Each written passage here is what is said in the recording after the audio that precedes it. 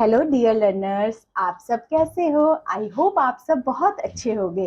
सो आज जो हम टॉपिक पढ़ने वाले हैं, तो हमारे टॉपिक का नाम है chapter number 2 and the topic is secularism, the soul of the Indian constitution. So हम सेकुलरिज्म के बारे में देखेंगे, है ना?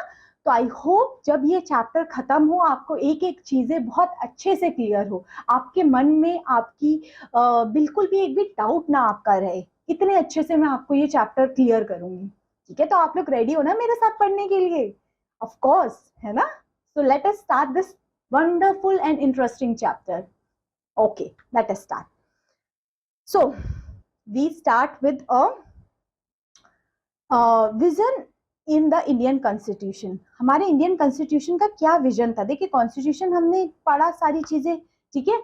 जो हम जिस भी आज के टाइम पे जो भी रूल्स रेगुलेशन सारी चीजें फॉलो हो रही है, वो किसको ध्यान में देख के हो रही है? कॉन्स्टिट्यूशन को देख के, ठीक है। During the freedom struggle secularism surface as the most dominant theory.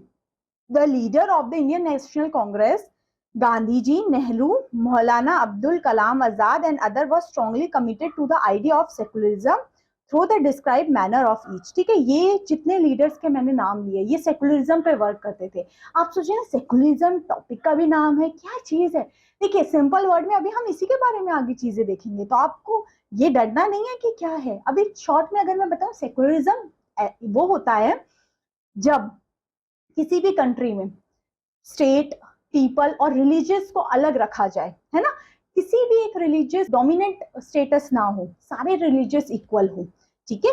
इसलिए हम बोलते हैं India is a secular country, क्योंकि आज के टाइम पे आप इंडिया में देखते हो डिफरेंट रिलीजन्स है, हिंदू, मुस्लिम्स एंड एवरीवन, वो लोग यहाँ पे रहते हैं। किसी एक रिलीजियस का तो नहीं डोमिनेंस है यहाँ पे, सब रिलीजियस की अपनी फ्रीडम है, फ्रीडम ऑफ चॉइस है, ठीक है। हमारे फंडामेंटल राइट्स में काफी चीजें लिखी हुई है, ठीक है। तो ये चीजें हमारे कॉन्स्टिट्यूशन में मेंशन है कि हमारे यहाँ पे हमारी कंट्री में कोई एक पर्टिकुलर रिलीजन को प्रमोट नहीं करेगा, सारे रिलीजियस इक्वल है in the front of law.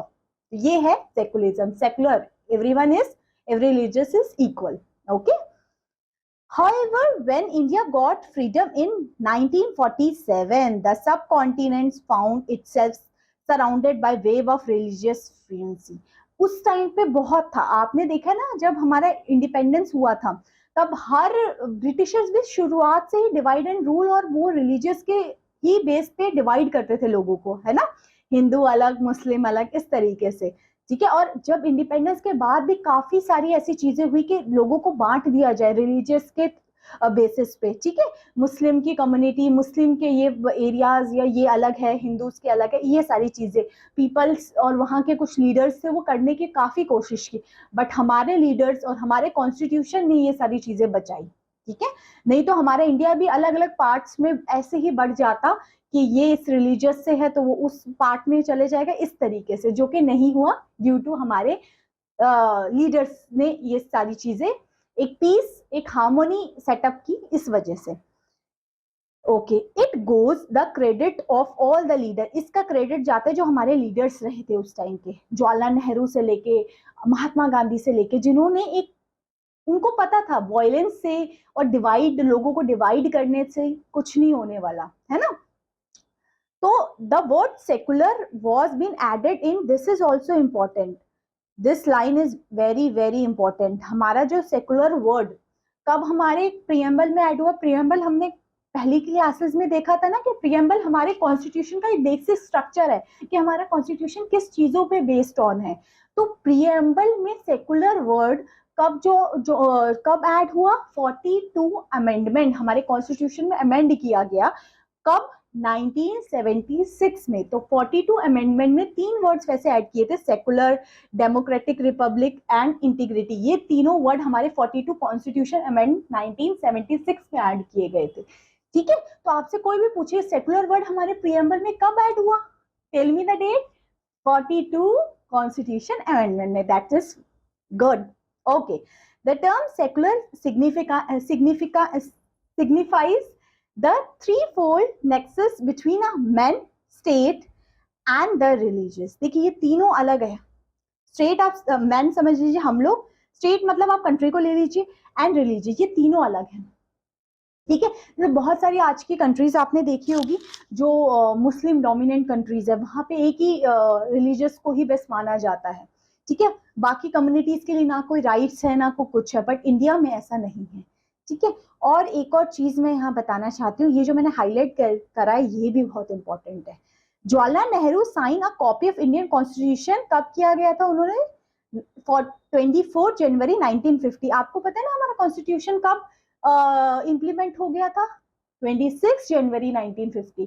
आपने देखा था कॉन्स्टिट्यूशन हमारा जो इंडिया का सबसे लॉन्गेस्ट कॉन्स्टिट्यूशन माना जाता है, सबसे बड़ा कॉन्स्टिट्यूशन, जिसमें कि उसको कितने टाइम लगा था? Any guesses? देखिए कुछ कुछ चीजें ना इंपॉर्टेंट है, मे बी हम इसको आगे क्लासेस में भी देखें, बट हम अब कॉन्स्टिट्यूशन के बारे में पढ़ रहे तो थोड़ी तो हमें इन डेप्थ नॉलेज चाहिए ना कि कॉन्स्टिट्यूशन को बनने में कितना टाइम लगा था। 2 years 11 month and 18 days, that means almost 3 years लगे थे हमें कॉन्स्टिट्यूशन को बनाने में, है ना। बन के रेडी हो गया था ये 26 नवंबर 1949 में, बट इम्प्लीमेंट हो गया था ये 26 जनवरी 1950 में, तभी तो हम बनाते हैं रिपब्लिक डे। ओके, तो ये चीज है। सेकुलर वर्ड से क्लियर हुआ चीज है। कॉन्स्टिट्यूशन कब बना, कितना टाइम लगा, ये भी क्लियर होगा, I think so. The word secular has not been defined under the constitution. Secular word हमारे कॉन्स्टिट्यूशन में डिफाइन नहीं है। A secular state is one that protect all the religious and equal. Secular बोलता है एक तो सब रिलीजियस को प्रोटेक्ट करके रखना और सारे रिलीजियस इक्वल है। ठीक है, कोई भले किस भी रिलीजियस का हो, हमारे कंट्री में अगर वो रह रहा है तो हम सब इक्वल है, फर्क नहीं पड़ता वो किस कम्युनिटी से, किस कास्ट से, किस रिलीजियस से आता है। ठीक है, ऐसी बहुत कम कंट्रीज है जहां पे ऐसी इतनी फ्रीडम और इतनी डेमोक्रेसी हो। ठीक है, okay, the Indian constitution aim at a social order where the state would be sovereign, secular and the government would be elected by the accountable people. India ही एक ऐसी कंट्री है जहाँ पे गवर्नमेंट भी पीपल द्वारा ही चूज करके आती है, एंड हम अपने इंटरनल मैटर्स को खुद हैंडल कर सकते हैं। हमें कोई एक्सटर्नल एजेंसी, एक्सटर्नल स्टेट की हेल्प नहीं लेनी, हम अपने खुद इंटरनल मैटर, मतलब हमारे खुद के इंडिया में कोई डिसीजन लेना है तो हम खुद ले सकते हैं। That is the thing. अब हम पढ़ते हैं ऑब्जेक्टिव ऑफ प्रियम्बल। हमारे प्रियम्बल के क्या ऑब्जेक्टिव रहे, हमने प्रियम्बल को देखा ना। अब प्रियम्बल के ऑब्जेक्टिव्स क्या हैं? फर्स्ट, जस्टिस देना। जस्टिस बोलते हैं ना, जस्टिस, न्याय चाहिए, है ना। किस टाइप का? Citizen can not discriminate on the ground of caste, gender, religious. उनको इन सब चीज से हम डिस्क्रिमिनेट नहीं कर सकते। Okay. Liberty, citizen are free to choose their own way. Liberty है, हम सबको फ्रीडम है एक तरीके से, हम अपना खुद डिसीजन, खुद हम जैसा करना चाहे हमें उसका अधिकार है। No one can interfere in it. Okay. Equality, equality means we all are equal, है ना। whether we are a girl or a boy, we are equal and we get equal opportunity. अगर हम दोनों एक सेम हमारी eligibility है, same हमारी capability है, तो हम लोग इक्वल है, ऐसे कोई डिस्क्रिमिनेट नहीं कर सकता।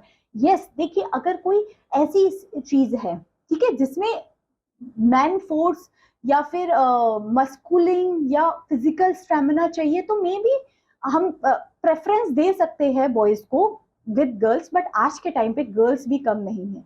ठीक है, तो गर्ल्स को बिल्कुल ऐसा नहीं होता कि ये तो फिजिकली स्ट्रांग नहीं है तो इनके साथ ये, वो इक्वल है ना, चाहे गर्ल हो चाहे बॉय हो।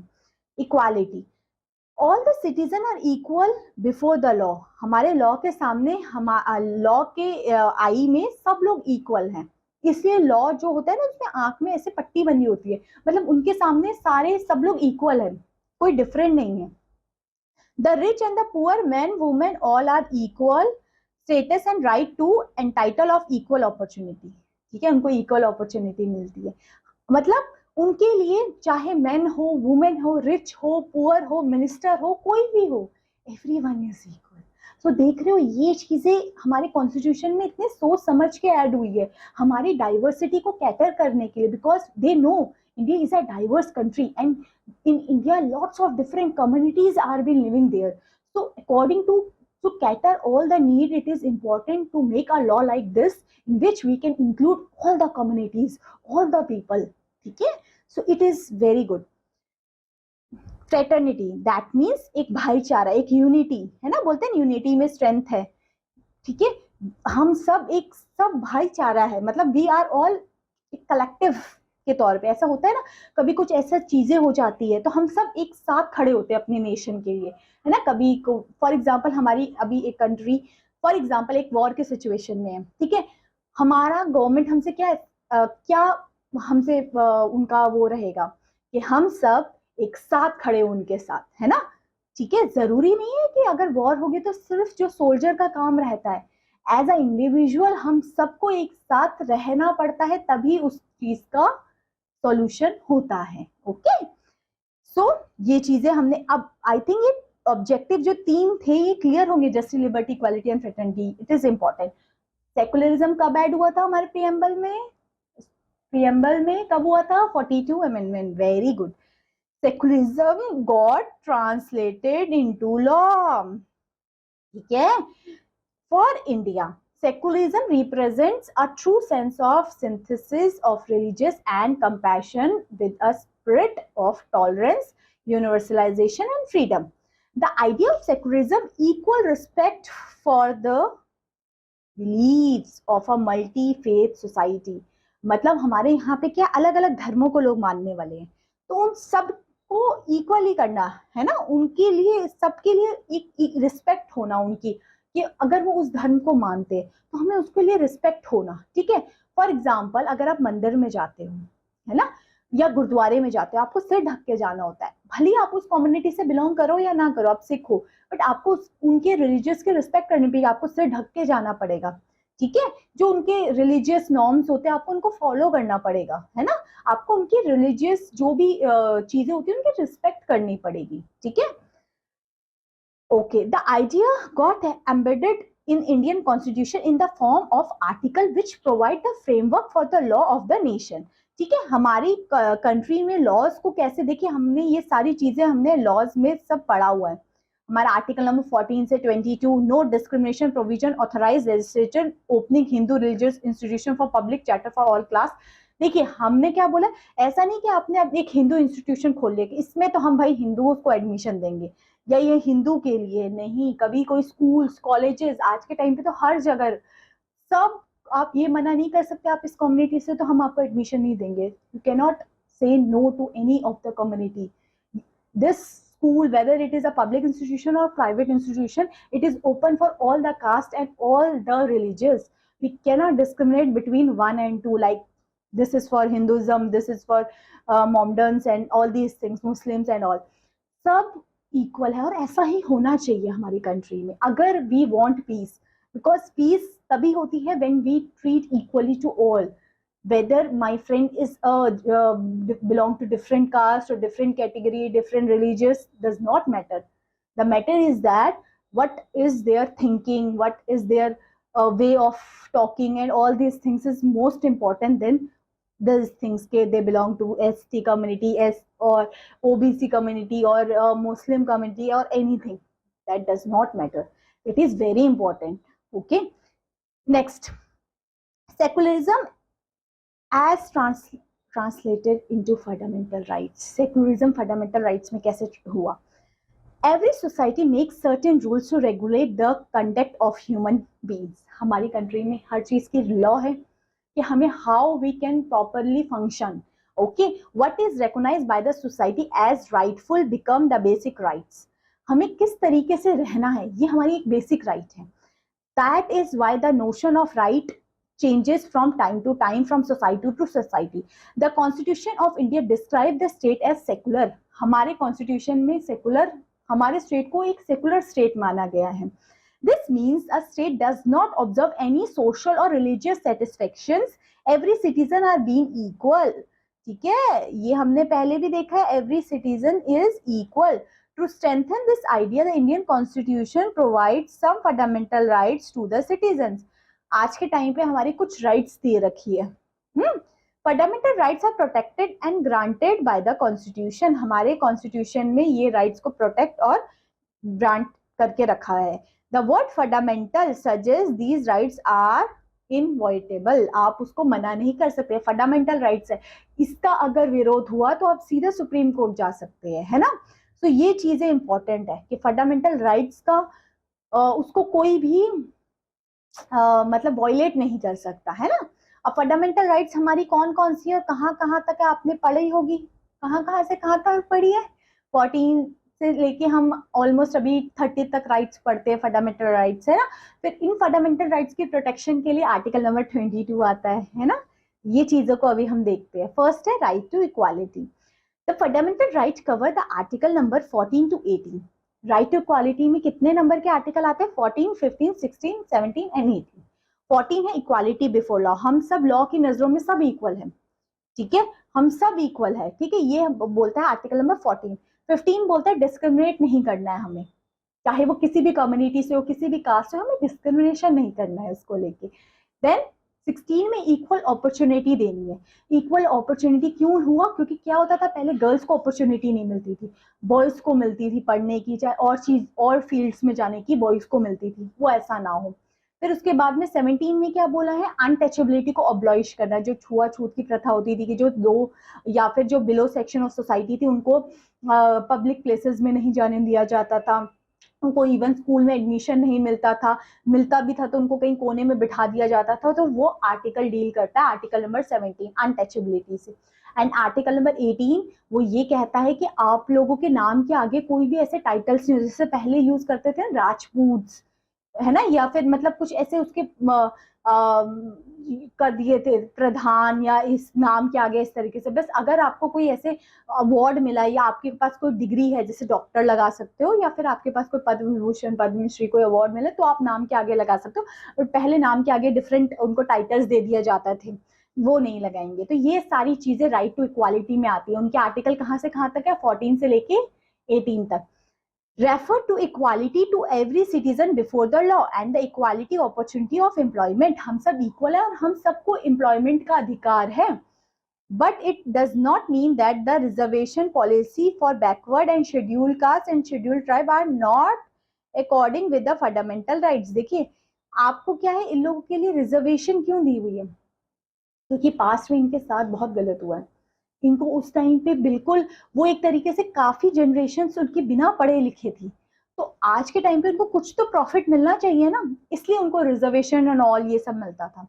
It has been urged that the equality means giving everyone equal opportunity. हमें इक्वालिटी क्यों यूज किया है? क्योंकि हम सबको इक्वल अपॉर्चुनिटी देनी है। achieved whenever some is capable of। The Constitution says that the government shall not discriminate against any citizen on the ground of religion, caste, ये सब बेसिस पे आप नहीं कर सकते किसी को भी डिस्क्रिमिनेट। तो इसमें यही चीजें है कि कोई भी इंडिविजुअल को डिस्क्रिमिनेट आप नहीं कर सकते किसी भी रीजन से, है ना। इनको इक्वल अपॉर्चुनिटी देना, अनटचेबिलिटी को अब्लॉइश करना, है ना, कि लोअर सेक्शन वालों को आप किसी भी अपॉर्चुनिटी या किसी भी फील्ड में आप नहीं आने देते क्योंकि वो बैकवर्ड क्लास से है, वो लोअर सेक्शन ऑफ सोसाइटी से, ये सारी चीजें। ओके, देन फिर पढ़ते हैं राइट टू फ्रीडम। जो राइट टू फ्रीडम है वो कौन से आर्टिकल से कौन से आर्टिकल्स में होंगी? 19 से लेके 22 तक। इक्वालिटी एंड लिबर्टी सबको पता है, are the two most important rights essential for democracy. हमारी डेमोक्रेसी के लिए दो राइट्स इंपॉर्टेंट है। Liberty means freedom of thought, आपको थॉट का, एक्सप्रेशन का, एक्शन का, सबका फ्रीडम है, आप अपनी बात कह सकते हो, बोल सकते हो, रख सकते हो। However, it does not mean unrestricted liberty to act, the freedom to do whosoever a citizen may wish to do। The Constitution defines freedom in such a manner that every person enjoy his freedom without threatening the freedom of others and without them endangering the law or the situation। ठीक है, हम सब equal तो है, हमारे पास freedom भी है, but ऐसी फ्रीडम नहीं कि अगर हम अपनी कोई चीज पब्लिक प्रॉपर्टी या किसी को वॉयलेट कर रहे हैं, वैसे नहीं आप कर सकते। आपके पास राइट जरूर है, you have the right, but आप उसको वॉयलेट नहीं कर सकते। आपके पास फ्रीडम भी है, बट आप उसका अननेसेसरी फायदा नहीं उठा सकते, है ना। ओके, नेक्स्ट है on 24th January 2004 the Supreme Court ordered that right to fly the national flag freely with respect to dignity is a fundamental right of citizen within the meaning and manifestation allegation feeling to be sediments of pride of the nation। ये बोला था उस time पे कि आप अपना झंडा ऐसे फहरा सकते हो जब आपको कुछ ऐसे करना हो, बट ऐसा नहीं किसी के सेडिमेंट्स या कोई गलत उससे नहीं आप कर सकते वो चीज। Okay, Thus, the idea of secularism have been incorporated in the fundamental rights give equal opportunity to all religion. Okay. Then फिर हम बात करते हैं right against exploitation. There are millions of deprived and underprivileged people. ऐसे बहुत सारे लोग हैं. इसमें क्या बात करते हैं, जो राइट टू एक्सप्लॉयटेशन मतलब जिनका एक्सप्लॉयटेशन हो रहा है, जैसे चाइल्ड लेबर हो गए, ह्यूमन ट्रैफिकिंग हो गई, मतलब लोगों को ना किडनैप करके उनका गलत यूज करना, ये सारी चीजें बहुत होती है ना. तो उस चीज को रोकना, उस चीज को कम करना. बेचारे छोटे छोटे बच्चे होते हैं 14 ईयर्स से बिलो, अगर ये चीज कर रहे हैं वो एम्प्लॉयमेंट कहीं पे, तो वो आप उसके खिलाफ कंप्लेन कर सकते हैं. ये उनकी एज है पढ़ने की, और लोग उनको डाल देते हैं जॉब्स में. That is very bad. Okay. The makers of the constitution made a certain provision to prevent exploitation of weaker section of society under the article number 23. इनके लिए जो weaker section of society के लोग थे, देखिए जैसे छोटे बच्चे चाइल्ड लेबर कर, छोटे छोटे बच्चे इनको मजदूरी करवा रहे हैं. कंस्ट्रक्शन साइट्स में देखे होंगे आपने, होटल्स में देखे होंगे, डिफरेंट फील्ड्स में छोटे छोटे बच्चों को लगा रखा है ना. तो इनका एक्सप्लॉयटेशन हो रहा है, इनके साथ कुछ गलत हो रहा है. ठीक है. The right also prohibit child labour. आप बच्चे के साथ नहीं एम्प्लॉयमेंट कर सकते, ये आर्टिकल नंबर 24 बोलता है. तो 23 is human trafficking, 24 is child labour, आप नहीं कर सकते. The constitution also prohibit practice of forced and bonded labour. ये भी आप फोर्सफुली किसी से काम करा रहे हो, that is also bad, that is also wrong. ठीक है, ये चीजें. फिर हम बात करते हैं right of freedom of religious. हम सबको स्वतंत्र है, हम कोई भी रिलीजियस को फॉलो करें. देखिए कोई भी काम फोर्सफुली इंडिया में नहीं करवाना किसी से. आप अपनी इच्छा से अपना रिलीजन चेंज कर रहे हो, किसी और रिलीजियस को फॉलो कर रहे हो, या कुछ भी कर रहे हो, दैट इज गुड. जब तक कोई फोर्सफुली या फिर कोई गलत मकसद उसके पीछे ना हो, तब तक it is good, you can do it. But अगर उसके पीछे मकसद गलत है या कुछ गलत इंटेंशन है, तब फिर वो काम खराब हो जाता है. The Constitution of India recognizes the liberty of religious observance both by individual as well as by the association of individual united by the common belief, practice and discipline. ठीक है. Article number 25, all those who reside in India are free to profess, practice and propagate religious. Article number 25 बोलता है अगर आप India में रहते हो, आप कोई भी रिलीजियस को फॉलो करो, प्रैक्टिस करो, तो कोई दिक्कत नहीं है. वो वंस चॉइस है, आपकी खुद की चॉइस है. ठीक है, आप किसी भी रिलीजियस को फॉलो करो, डज नॉट मैटर. ठीक है, जब तक उससे कोई गलत संदेश, या आप फॉर एग्जांपल आप कोई रैली निकाल दी और आप बस हिंदुज्म को प्रमोट कर रहे हो, तब वो गलत चीज होगी. ठीक है, क्योंकि हमारा कंट्री में सारे जितने हमारे रिलीजियस है वो सब इक्वल है. Convention to any religious of one's choice is a fundamental right. The freedom of religious is granted under the Constitution of India. हमारे कॉन्स्टिट्यूशन में इंडिया में दे रखा है, फ्रीडम ऑफ रिलीजियस है, सबको अपनी बात करने का अधिकार, अपने रिलीजियस का अधिकार है. आप अपने रिलीजियस अफेयर्स कर सकते हैं, है ना, कोई भी आप ऐसे ऑर्गेनाइजेशन बना सकते हैं, बट उसमें किसी एक धर्म को प्रमोट नहीं हो, ये चीज बस होती है और कुछ नहीं. कल्चर एंड एजुकेशनल राइट्स फिर हम देखते हैं, जो हमारे आर्टिकल में 29 एंड 30 में है. इसमें ये बोला है कि आपके जो व्हाट आई से, आपके जो माइनॉरिटी ग्रुप्स के कुछ ऐसी रिलीजियस स्क्रिप्ट्स होती है, उनको आप प्रोटेक्ट करके रख सकते हो. रिलीजियस इंस्टीट्यूशन सेटअप कर सकते हो. जैसे आपने बहुत सारे इंस्टीट्यूशन सुने होंगे, गुरु गोविंद सिंह यूनिवर्सिटी है ना, तो ये किस गुरु गोविंद सिंह जो सिखिज्म के गुरु, उनके नाम से है. तो इसका मतलब क्या, उसमें सिर्फ क्रिश्चियंस लोगों, वो सिख लोगों के एडमिशन होते हैं, ऐसा तो नहीं है. हम हर कोई एडमिशन ले सकते हैं. आप अपने देखिए, आप अपनी कम्युनिटी के लिए एक अलग इंस्टीट्यूशन खोल सकते हैं, बट उसमें आप रिस्ट्रिक्शन नहीं कर सकते कि दिस इज फॉर मैन और this is for this community only, है ना. This is the thing. Indian society is studied as diversity, which also strengthen therefore the Indian Constitution guaranteeing the rights of minority to conserve their culture. ये minorities को right दिए कि आप अपने conserve को protection के लिए आप क्या क्या चीजें कर सकते हैं. ठीक है, the fundamental right is protected under article number 29. The founding father is very particular in providing written rights by the minority, जो हमारे article number 29 and 30 में बताया है. Then right to constitution remedies, ये आती है आर्टिकल नंबर 32 में. Okay.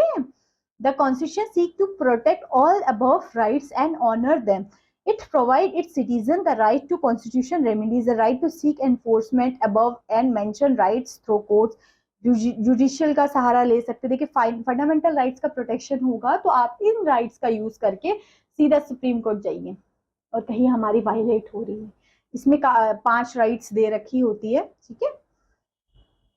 The objective of all above fundamental rights is to sustain and nurture secularism. Secularism को नर्चर करने के लिए हमारी फंडामेंटल राइट्स का वॉयलेट ना हो, ये इसके लिए बनाया गया है। The concept of which they acquire significance the extend beyond separation of religious and state stand the abolition of practice of untouchability and promote casteless society in acknowledgement of। देखिए इसमें ये चीजें बता रखी है कि किस तरीके से हम लोगों ने ये डिफरेंट केसेस भी देखा रखे कि हमें कैसे फंडामेंटल राइट्स को प्रोटेक्ट करके रखना है। अगर वॉयलेट हो तो हम इस आर्टिकल का सहारा लेके अपनी बात और सुप्रीम कोर्ट तक जा सकते हैं। Fundamental rights as human rights. Fundamental rights क्या है? एक ह्यूमन राइट है, ठीक है। फंडामेंटल राइट क्या है? हमारी एक ह्यूमन राइट्स मानी जाती है। Human rights are universal moral claims that may or may not have been recognized by the law. The growing awareness of moral rights across the globe has meant great pressure by the government of India। ये देखिए हमारे human rights में कौन कौन सी rights आएंगी, ये सारी, ठीक है। क्या है? आपका काम करने का अधिकार, हम सबको अपॉर्चुनिटी। हम ऐसा तो नहीं है ना कि देखिए गवर्नमेंट जो एग्जाम्स लेती है, गवर्नमेंट एग्जाम्स सबके लिए ओपन है, हम क्योंकि हम सबको वर्क करने का अधिकार है। तो गवर्नमेंट ये नहीं कह सकती अच्छा आप गर्ल हो तो आपको तो जरूरत नहीं है काम करने की, या आप तो बॉय हो आपको जरूरत नहीं। तो राइट टू वर्क आएगा। Right to safe and healthy working condition, आपको एक हेल्दी लिविंग कंडीशन के लिए भी राइट है, ठीक है। आप right to adequate standard of living, आपको एक normal basic standard of living मिले। राइट टू सोशल सिक्योरिटी हो, राइट टू हेल्थ हो, राइट टू एजुकेशन हो। ये एक ह्यूमन राइट्स में सारी राइट्स आ जाती है हमारी, ठीक है। तो ये कुछ ह्यूमन राइट्स है जो इनको देख रेख कौन करता है? हमारी 2000 में जो बनी थी national human rights commission, NHRC। NHRC is the full form of national human right commission. Okay, next fundamental duties. Let us talk about fundamental. देखिए हम क्या क्या अभी हमारा बच रहा है, एक तो फंडामेंटल ड्यूटीज बच रहे हैं, this is the last one, fundamental duties, ठीक है। अब हमने देखा था फंडामेंटल राइट्स तो पार्ट 3 में थी, है ना, हमारे इंडियन कॉन्स्टिट्यूशन की। अब ये कुछ directive principle of state policy, नहीं डीपीएससी नहीं है, डीपीएससी जो है पार्ट 4 में है, ये है 4A में है। किसमें है ये? 4A में है, ठीक है। चैप्टर 4 आर्टिकल 51A में। ये इंपॉर्टेंट है जो मैंने यहाँ हाईलाइट किया हुआ है ना आपके लिए।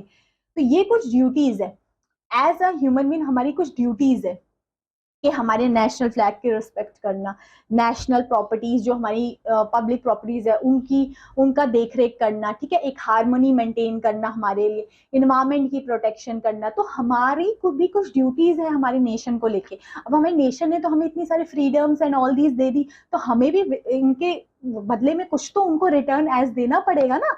तो यही है इसमें फंडामेंटल ड्यूटीज। तो देखते हैं इसमें क्या है। Duties and rights are the two sides of a same coin. Duties और राइट्स सेम चीज है, ठीक है, एक कॉइन के सेम पहलू है।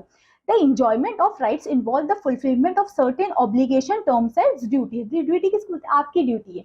आपकी ड्यूटी है कि आपको देखना है कि यहाँ पे एक हार्मनी, एक शांति बनी रहे। आपकी ड्यूटी है कि कोई पब्लिक प्रॉपर्टी का नुकसान ना करे, ठीक है। हम सबकी है, अगर होता है you have to take action, okay.